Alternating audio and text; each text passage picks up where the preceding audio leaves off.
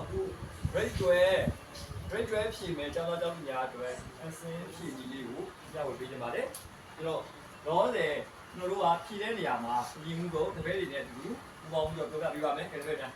ကျွန်တော်တို့ကအစင်းဖြည့်ဖို့လည်းဘာနဲ့ရင်ပြရကိုယ်နဲ့ဘာနဲ့လဲကိုယ်နဲ့ဆိုတာပါလေစကားလို့ဆိုတာတဲလို့စားဒီကိုတက်လို့ခေါ်တဲ့စကားအဆက်တွေကိုဆက်ယူတတ်ဖို့လိုတယ်ကလူလို့ခေါ်တဲ့တဲလို့စားတွေကိုအစာဆွဲထုတ်တတ်ဖို့လိုတယ်ကြောင့်အန်ဆင်းမပြေခင်မှာကျွန်တော်တို့က skimming တတိယ skimming တော့ဗာလဲ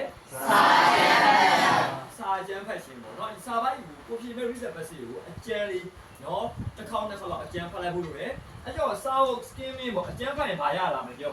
ကျွန်တော်တို့ရေဝရအကြောင်းအရာပေါ့ဒါကျမ်းမာရေးအကြောင်းအကစားအကြောင်းအလားအပါအကြောင်းအကြောင်းအစင်အကြောင်းစသဖြင့်ပေါ့နော်အဲ့လိုမျိုးကျွန်တော်ရဲ့ idea ရလာမှာဖြစ်ပါတယ် skimming အဲ့လို skimming တစ်ခေါက်တစ်ခေါက်ပဲ skimming ဖတ်ယူရပြီဆိုရင်သူကဘာစဖတ်ရမလဲခေယု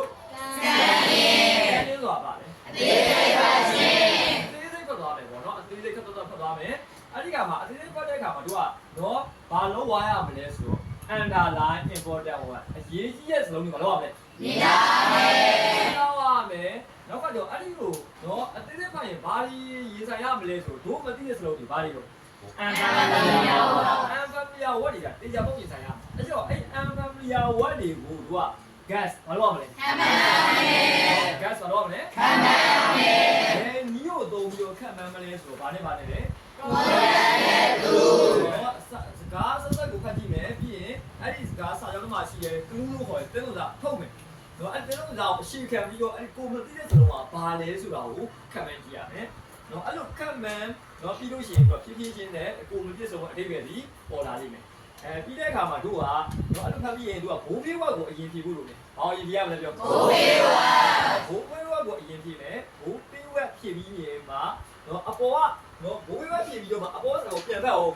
နော်အပေါ်ကကိုပြန်ဖတ်မယ်ဆိုရင်စာပိုင်းရဲ့အကြောင်းအရာကြီးကပို့ပြီးတော့ခုန gap ပေါ့ခုနဟာခဲ့တဲ့နေရာလေးမသိတဲ့နေရာလေးတွေဒီဘိုးဘေးဝက်ကိုအလကားပေးတာမဟုတ်ခက်စစ်တယ်။ဒီမှာပြောရင်ခက်စစ်နော်အဲ့ဒီအရာလေးကိုတို့က